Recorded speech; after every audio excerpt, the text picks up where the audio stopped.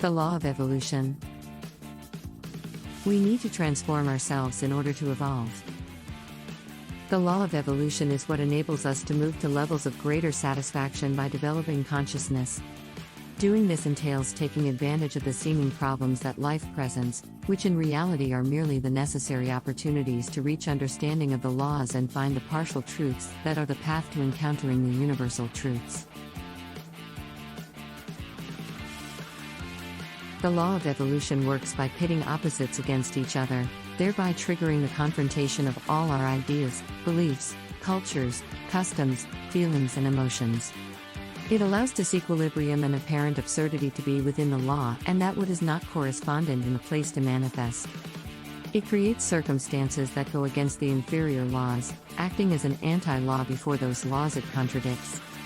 Nature, harmony, and correspondence. For this reason it is also called the law of inverse flow, because the existence of the law can only be discovered by going against it, in the same way that the current of the river can only be recognized by going against it. In other words, a force can only be measured by putting up resistance to it. From the individual point of view, we recognize that this law is working through pain, suffering, anxiety, and physical and mental illness, while socially it is recognized in social ills, poverty, insecurity, abuse of authority, sexual aggression, theft and, in general, everything that has to do with corruption.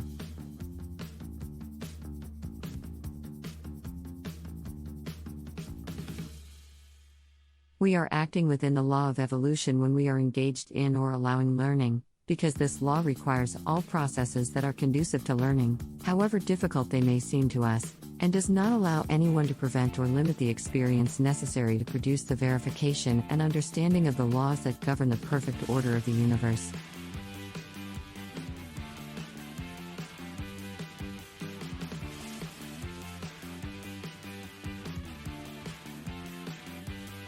The purpose of the law of evolution is for us to verify what does not work, what is false, and to transform beliefs into truths of wisdom.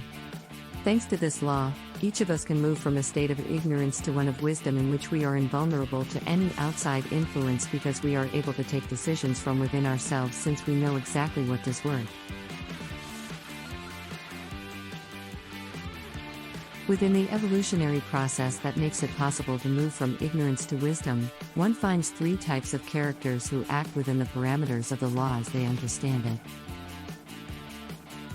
We can call these the bad character, the good character and the wise character, although in fact there are no good or bad people, just certain levels of ignorance accumulated in our mind and personality. Unlike the bad character, the good character has reached a level of profound feeling, but both are ignorant of the law. Each of these three figures serves an extremely important function within the evolutionary process of human beings. The bad character is an individual who in their process of evolution has not yet developed a feeling of kindness, and therefore does not concern themselves with the problems of others, nor do they attempt to extricate others from their learning experiences.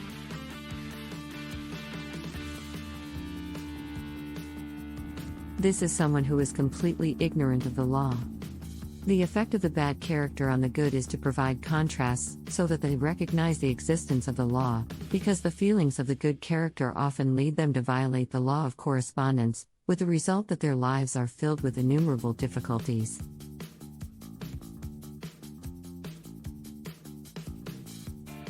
The bad character does not interfere with the law of correspondence, but is outside the law of harmony.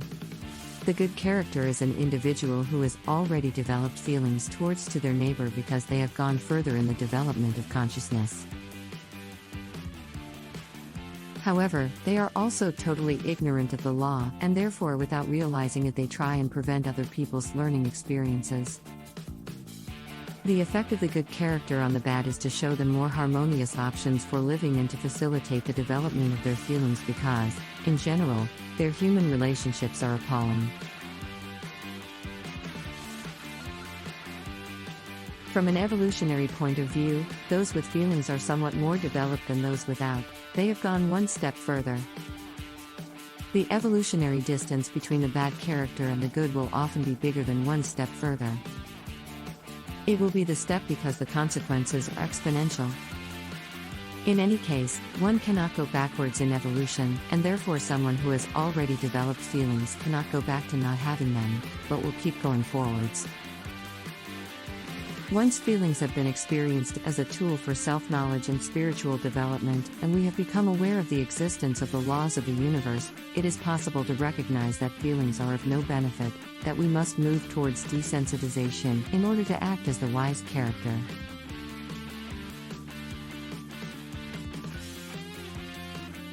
The wise character is an individual who stopped being ignorant because they understood the principles of the laws of nature, harmony, correspondence, and evolution.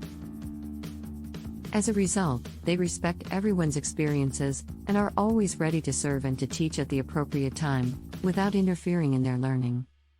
The wise does not place blame. The function of the wise character is to set an example and teach, and therefore they do not get involved in the activities of the good or the bad characters, and they are generally successful in everything they do. They manage resources with wisdom, they are at peace, they do not interfere in the destinies of others, and they enjoy very good human relationships. The wise character always teaches how to fish, they do not provide the fish. We cannot move directly from the level of being unfeeling to being desensitized, but must first go through the intermediate stage characterized by kind feelings. In the same way that it is not possible to pass directly from innocence to wisdom, ignorance is a prior step that cannot be omitted. To successfully understand the law, destiny must be utilized as an opportunity for learning, and to do that we can use our mission as a basis. Destiny is recognized as everything that takes effort and presents different levels of difficulty.